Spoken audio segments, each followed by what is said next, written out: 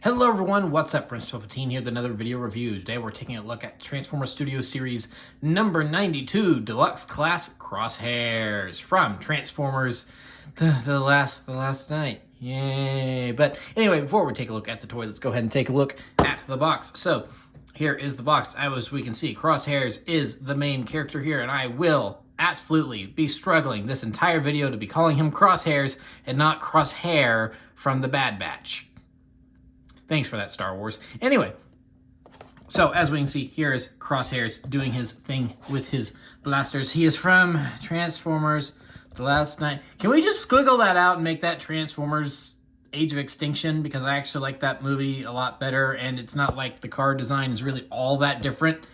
The spoiler's a little bit different. Otherwise than that, it's almost practically the same. So it's like, let's just pretend this is from Age of Extinction. We good with that? Okay, good. Because I don't think it's like... A lot of people don't like Age of Extinction, but I feel like no one likes The Last Night. So yeah, it's The Last Night. So yeah, he is the 92nd Studio Series figure.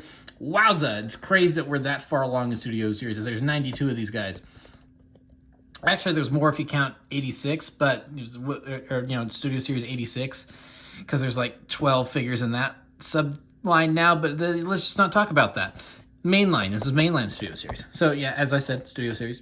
He is an Autobot. His name is Crosshairs. He is for ages 8 and up. Of course, that's just a suggestion. They have to put that on there. He's manufactured by Hasbro, says Transformers. Along the side, he is from the Generations line. And of course, this is co-manufactured by Takara Tomy. On the side here, we have another really good look at Crosshairs. I will say, I just really love this design so much. This is such a cool design. With his trench coat and everything. Of course, this is an authentic Transformer. No KSI knockoffs here to speak of. And then, of course, there is another look at Crosshair. There. See, I've already done it. I've already done it once. Crosshairs there. Of course, he is a deluxe class, several different languages. And then on the back, we've got your general. Here's everything the toy does. Packaging, art. He stands there. He looks cool. He transforms in 26 steps. He's a big screen inspired. He is from the movie I'm just going to cover up the logo for because it just sickens me looking at it. Of course, he is from the Bowling Alley quest. Wouldn't exactly call that scene a quest, but anyway, we don't want to talk about it. He is a licensed GM product, and then there's a short little bio in several different languages if you want to read it. He does come with a backdrop, a QR code, because it's a licensed GM product. I guess if you want to buy this, if you want to buy the real car he's based off of, then there you go. And don't eat the toy, because plastic does not digest well in human stomachs. So yes, here we have Crosshairs, the latest iteration of this character from the later two Michael Bay Transformers movies. And I really like this character. I really like this design. I really like this toy. This is honestly just a really cool car. On one hand, I do kind of wish that this was Sideswipe, since Sideswipe was already a Corvette, and they had actually kept a character from the prior three movies moving forward into the last two and given him some more character instead of just replacing him with an all-new one. But you know what? The all-new character actually has some character to him and some personality and everything, unlike Sideswipe, other than just being cool. So, you know what? I'll take it. I like... Crosshairs, blah. See, like I said, I was going to do it. Crosshairs is not as cool as Sideswipe, but he has more personality than Sideswipe, therefore I like him more. But, of course, Sideswipe's still cool. Anyway, so yeah, very good looking Corvette mode. You've got the little Corvette logo on there. Some nice little... Honestly, the details on this figure are really just great overall. All the paint work looks really good and everything. And yeah, just overall, I mean, whenever I see one of these cars actually driving down the road in real life, I just go, ooh, that looks really nice. I wish I had one of those, but ooh, man, is that expensive. And I would prefer to have a Camaro than a Corvette because Bumblebee. So yeah, and overall a very good looking car mode here and everything. But I got one complaint that I'm just going to get to right now before we actually get to anything else. Is the spoiler here? Boop. Just pops off. It's a very loose fitting spoiler. And I think you can even kind of see it where it just doesn't want to plug in all the way. And I know that this is a problem that is not, it's not a problem with my copy alone. It seems like it is a major problem amongst this figure in general, because I've seen other people talk about this, and yeah, it's like, it just, I mean, you can get it pressed down in there, and it does take a little effort to get it out, but if when you're transforming this guy and moving things around, it gets popped out easily, and it's very annoying. It looks good, but because it helps complete the look, but if you just remove it, you don't lose much other than accuracy to the film. And honestly, and so a little bit of glue will help that, and it'll stick in there. But I don't even know if, for me personally, I don't even know if glue's worth it, because it's like, I think this looks fine on its own. I mean, yeah, it's not accurate to the film, but I mean, yeah, I think it still looks good. So we will keep it in there for now and see how it works whenever we're getting down to transformation and everything, and if we can keep it in there. But I don't think that's really gonna happen that much. But yeah, no, really good looking car mode here. So we'll go ahead and put him down and bring in a comparison. Scooch. And then here we have Age of Extinction Deluxe Class Crosshairs from 2014. And a little bit of a difference here between these, notably the color green. This is a much more, I'd call greeny green than this green. This is more of a teal green. Closer to, it's a lighter shade of green, where this is closer to like a darker, almost neon green, which I know kind of sounds dumb. Neon green is known to be bright, but it's dark. You get obviously different shades of green, and this is more accurate to the film, I think. The two films he's in compared to this, and also it's like one big issue with this guy. He's just not painted on this side, which I'm pretty sure is not accurate. He's supposed to have paint on both sides, and he doesn't, which is just weird. And it was like that for all of them, so I don't know how they got away with that. I guess they forgot to paint one side, but this guy has paint on both sides. So hey, there you go, points for this guy. So yeah, of course there's slight differences between these two cars, and their paint jobs, because this is from Age of Extinction, this is from The Last Night. But they're really not huge differences. The spoiler is a little bigger there.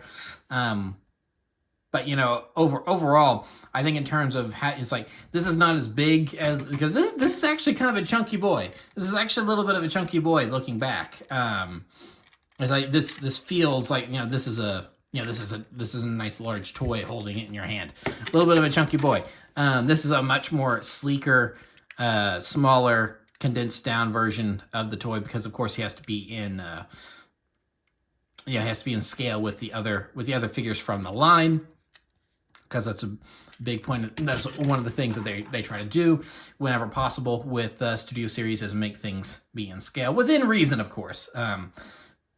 Like Devastator isn't actually as big as he's supposed to be, but if they actually made him as big as he was supposed to be, I think that'd be like a $500 toy, which Transformers has done in the past, because I think Unicron is like that much. But anyway, so yeah, there's the difference between the two, and at this point, I think we're ready to get down to the transformation. So to get down into transformation, we're going to go ahead and start with these side panels here.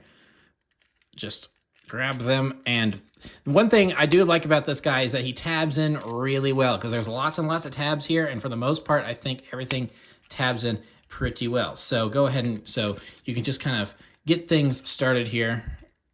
Start getting all of this untabbed. Actually, I probably should have started with the back here, because then because if you start with this, and that makes these come off a little easier. And then I didn't touch on this, because I want to touch on it here, is that this guy does actually have some really good weapon storage in for his vehicle mode, and that's just take his little blaster here and then peg it into the side, and then you can just button that back up. I think that's there we go. Already barely nudged it. So we're just going to put that off to the side.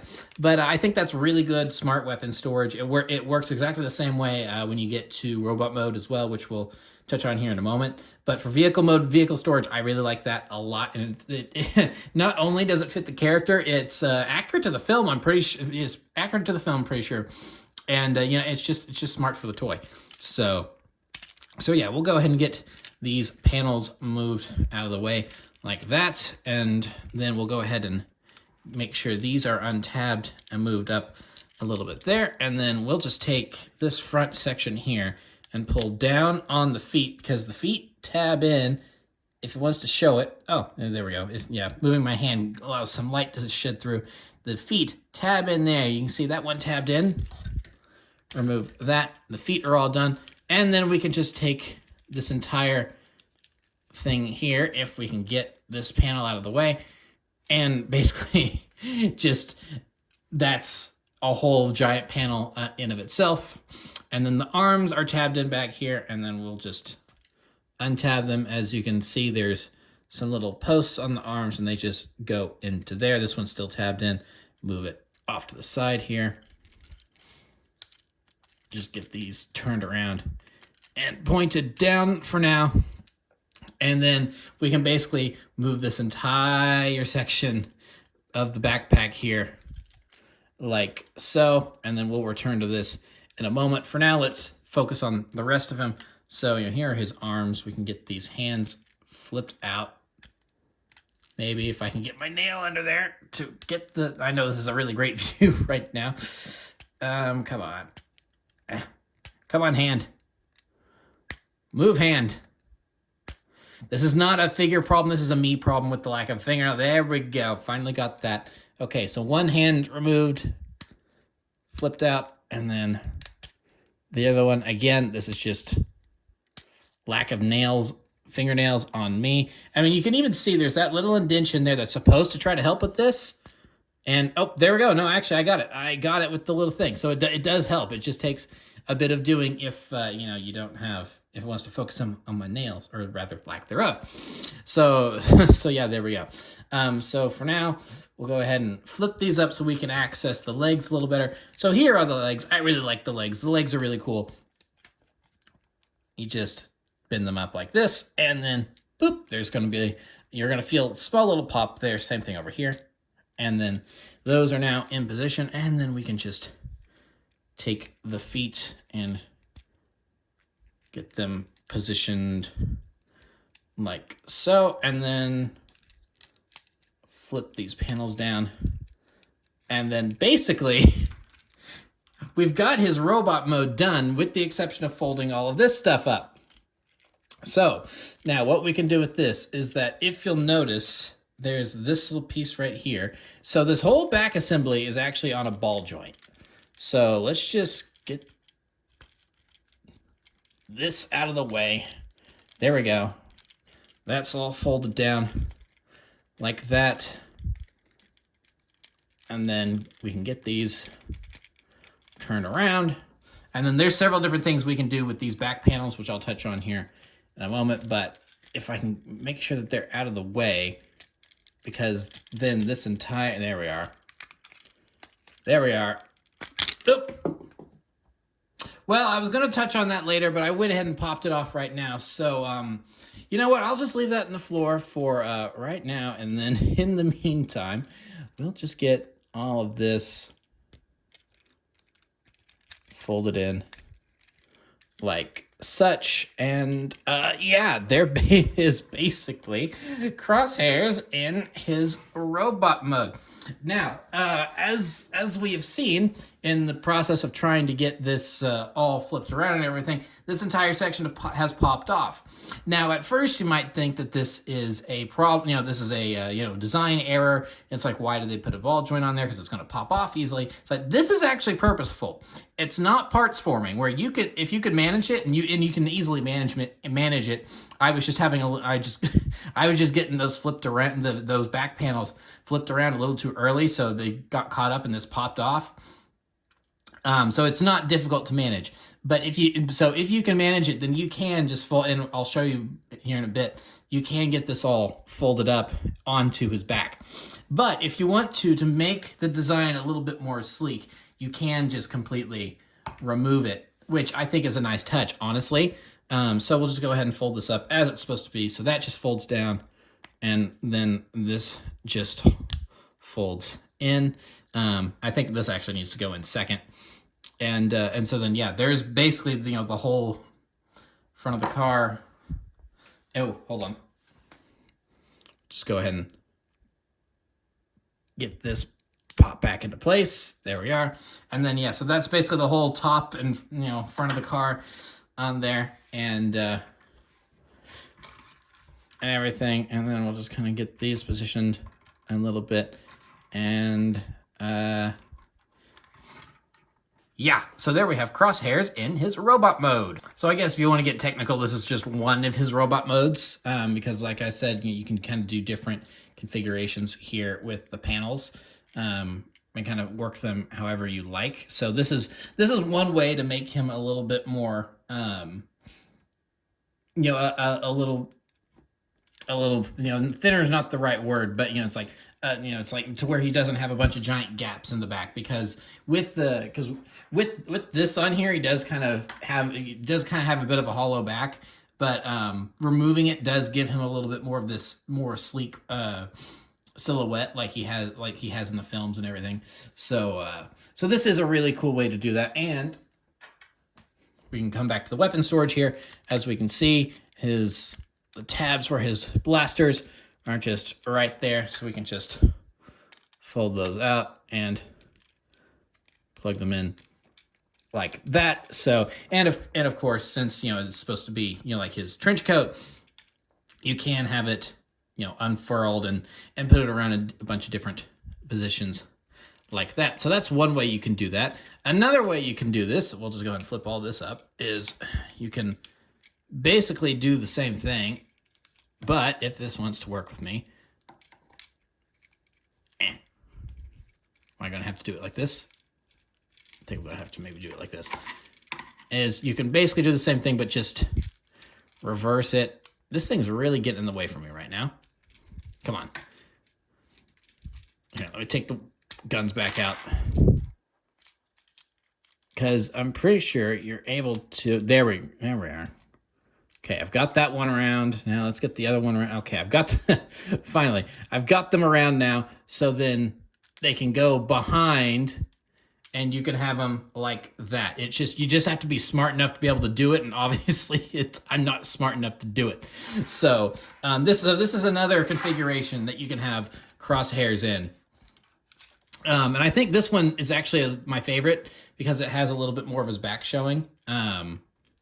Like that. And then of course you can position it however you like with the wing. So it's like you can, so this, you know, you can have that out for when he's like jumping out the back of the flyercraft from Age of Extinction, or you can have it more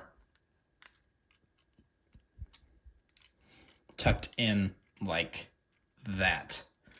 So yeah, I do think it's just it's really cool that they are giving you a bunch of options with this guy. Now the thing is that with all this going on though, I mean, there's still the tabs back here, but it's like nothing really actually, you know, it's like, and it's a good thing that the robot mode, or the, you know, the front of him really works the way he's supposed to. And I think they, you know, they obviously engineered him this way on purpose, because it's like, you know, this is always going to be a little flappy. There's nothing really that connects and doesn't really actually tab in to keep it secure. But I mean, it's so heavy that you really I mean, you have to actually hold it up to make it move around and stuff. So, but of course, if you do want to, you know, have all this just hanging around, then you can just pop it back into that socket there.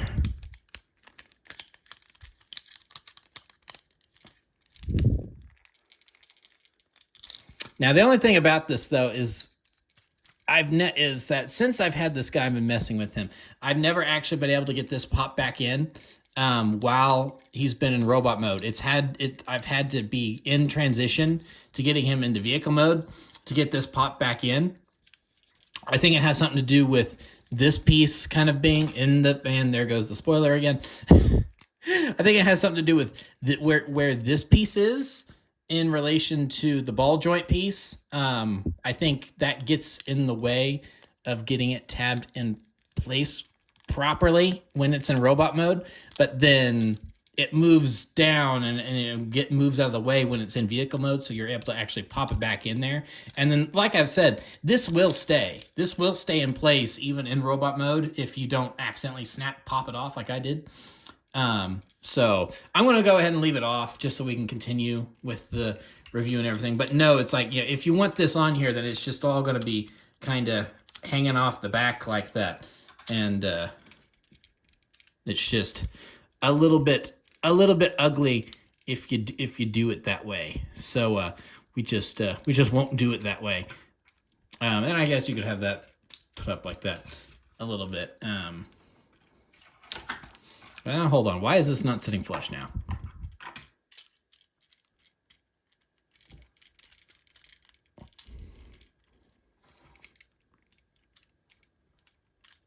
Huh. Because that... So yeah, now it's really just kind of sitting. I've knocked something out of... aha, there we go. There we go. Now I figured out what it was. So when you're transforming him to get into the vehicle mode and everything, this section moves up like that to tilt the, if it'll focus, to tilt the head back. So, and when you're messing with him, that can move up a little bit. So when you are transforming him, usually it's when you're messing with this, it kind of ends up just sliding forward naturally, and you don't even notice that you're messing with that. So yeah, you do just kind of need to make sure that that piece ends up moving forward, so that way you can have the whole thing sit flush on his back. So yeah, I think we're going to go ahead and leave him like this for the review for the remainder of this. So just know that, yeah, this does kind of just hang off the back, so you can remove that. That's a voluntary thing that you can remove if you want to. I know it's, parts forming, and not a lot of people like that in their Transformers. They want to be able to have everything on there at once, and it's like, well, and that's the thing. It's an option. You can leave it on there and never remove it if you want, but if you also want to, remove it so the figure looks a little better in robot mode, you do have that option to remove it and not really mess with anything. So I do like that as an option. I think that's just really cool, especially for this particular design where it's looking at this design, it's like, well, how do you get a Corvette into this robot mode anyway? So yeah, it really is just kind of, it's like, yeah, it kind of makes sense that they went with this route for the Studio Series figure. So we'll go ahead and do comparisons. And then speaking of this design, here is the first attempt at it from 2014. And yeah, this guy's a big upgrade. I don't think this is a terrible first attempt. I actually didn't transform him correctly. Hold on. Shoulder pads. There we go. I don't think this is a terrible first attempt, given the design and them having to go, how the heck do we do this? But it's not great. I think it was fine for the time.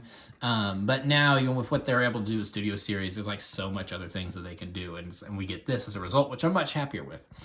So, yeah, we'll go ahead and move him off to the side, and we'll go ahead and bring in his Autobot buddies from Age of Extinction and The Last Knight. So there we have Optimus and The Last Knight / Age of Extinction Bumblebee. If I can fix his legs here to make him stand properly. There we go. I think I got that. Thank you. And then here we have Hound. And then last but not least, here is... Come on, buddy. He's just a big fat ballerina. So well, I've also got like all of his weapons on him, which makes him a little back heavy because he's got the big turret or whatever on his back. So hold on. Let me pick him up.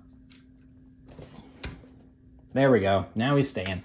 So yeah, there he is with the Age of Extinction Last Knight Autobots, and they're a good-looking group together. Of course, we are missing Hot Rod and Squeaks, but I mean, it's like it's the Last Knight bots. It's not it's the Age of Extinction bots. It's not the Last Knight bots. So it's like, so yeah, no, they're a pretty good-looking group together. He is a little small compared to these guys because none of these are actually Studio Series figures. Well, I mean, technically, they reused this mold for his Studio Series toy. But, so I guess he is technically, if you want to be technical, Studio Series.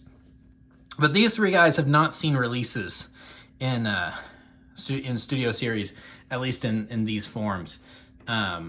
Well, no, I guess B has too, because they did that one 2-pack with like Clunker Bumblebee and last night, second release Bumblebee. These two have not seen Studio Series releases anyway.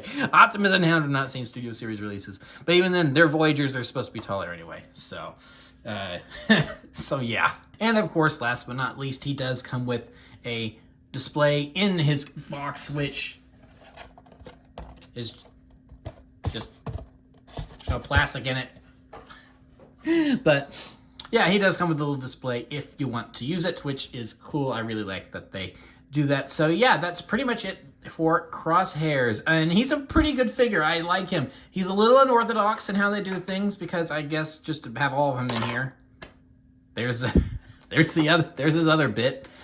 We'll just maybe try to lean that up. There we go.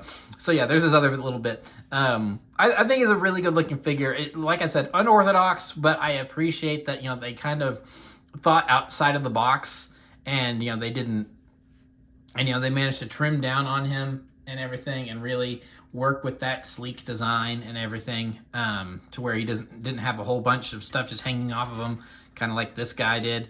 I think that because the trench coat look was really a big deal with this guy, and it was kind of the one big issue, and I think they managed to work around it pretty well.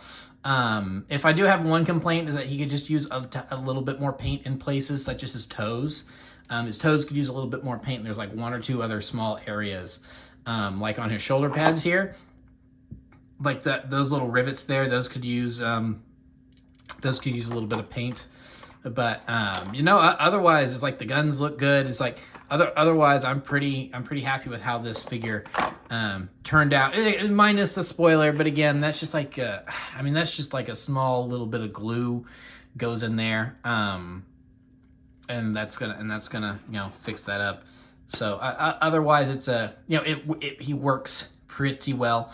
And so, I mean, yeah, the whole thing coming off, if you want it to, like I said, unorthodox, but I do applaud them and their you know,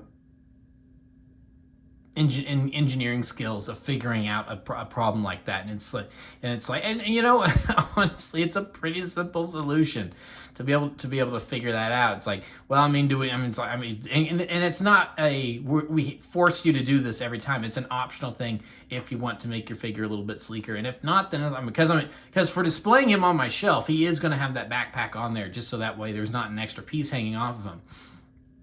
But like, if you know, you're using him for a stop motion or playing with him or something, it's like having that sleeker look is going to make him look a little bit better on camera or whatever. So I do really appreciate that they give you the option to do that if you want. And even then, you know, with the whole backpack hanging off on there, I don't think it's terrible. I mean, yeah, it's a backpack hanging off of them, but I mean, you know, there's a lot of Transformers have backpacks hanging off of them, especially Carbots. So it's like, you know, it's not the worst thing in the world to me. So I do appreciate their you know, their thinking outside the box on that one. So yeah, that's pretty much it for Crosshairs. So thank you for watching this review. Remember to like, comment, subscribe, all that great stuff. Remember to follow me on Twitter and Instagram. Those links are in the description below, and I will see you guys next time. Thank you so much for watching, and goodbye.